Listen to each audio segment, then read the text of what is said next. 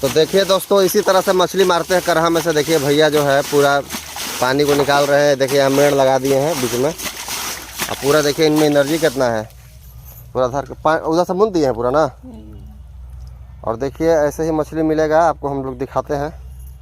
पूरा पानी देखिए कैसा खेत है, पूरा खेत देख लीजिए। ऐसा ही खेत में जो है पूरा मछली हम लोग मार रहे हैं, ठीक है ना।